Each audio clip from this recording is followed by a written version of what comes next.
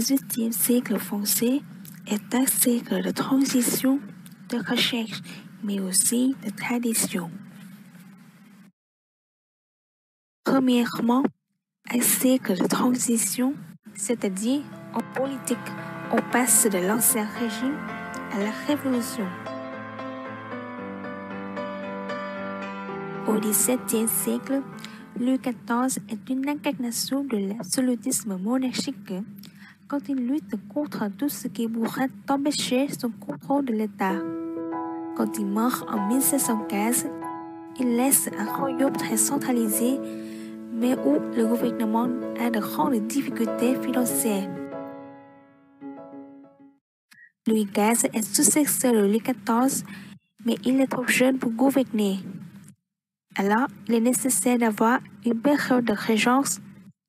Après le règne de Louis XV, Louis XVI arrive au pouvoir, mais à cause de ses faiblesses, le 14 juillet 1789 marque un tournant dans l'histoire française avec la prise de Bastille. Les membres du tiers-État attaquent et prennent possession de la prison de la Bastille. Cela est l'un des événements inauguraux et emblématiques de la Révolution française.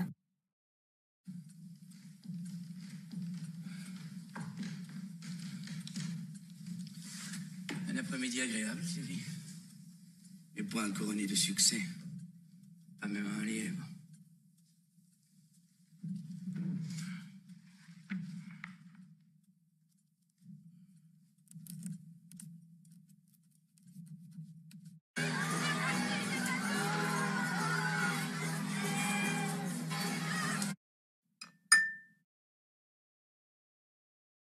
D'un côté, dans l'art et la littérature, on abandonne progressivement du classicisme au profit de la sensibilité pré-romantique. Deuxièmement, un siècle de recherche. La recherche dans le domaine des sciences et des idées donne lieu à un véritable bouillonnement fait d'espérances et de projets. En particulier, la curiosité philosophique qui est stimulée par l'exemple anglais remet en cause la base des institutions et parfois les fondements de la morale. Un siècle de tradition, c'est-à-dire pour toutes les espérances, projets ou améliorations, seules les autres classes de la société peuvent profiter de ces choses. Puisqu'à cette époque, il y a trois ordres, le clergé, la noblesse, qui représentent la minorité de la population, mais bénéficient d'énormes privilèges, et le tiers-État, qui représente la majorité de la population, mais doit travailler beaucoup, était soumise à tous les impôts. Malgré les progrès qui apportent l'appellation de siècle des Lumières au XVIIIe siècle, la France reste un pays rural, traditionnel et inégalité en général.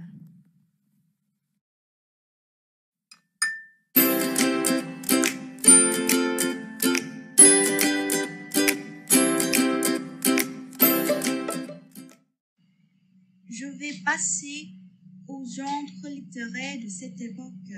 Pour la poésie, elle est bloquée par l'imitation des classiques et devient artificielle au XVIIIe siècle. Le genre poétique ne correspond pas au génie de ce siècle. Pour le théâtre, il reste le genre littéraire le plus apprécié du XVIIIe siècle. La comédie prospère avec Renière et Le Chasse, notamment Marivaux et Beaumarchais. Voici quelques comédies populaires. Tout carré a été écrit par Le Chasse.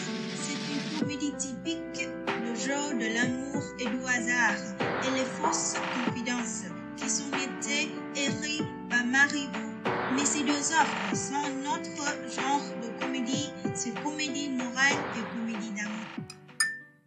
La deuxième moitié du XVIIIe siècle témoigne d'une apparition d'un nouveau genre de théâtre, le drame bourgeois.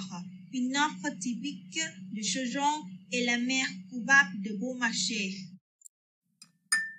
Le roman connaît un véritable épanouissement au XVIIIe siècle des nouvelles formes, un développement de la sensibilité, de nouvelles idées.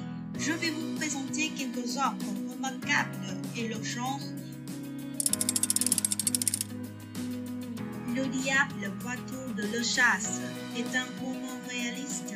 Les lettres persanes de Montesquieu est un roman épistolaire. Traité sur la tolérance et ribambentaire est une prose d'idées.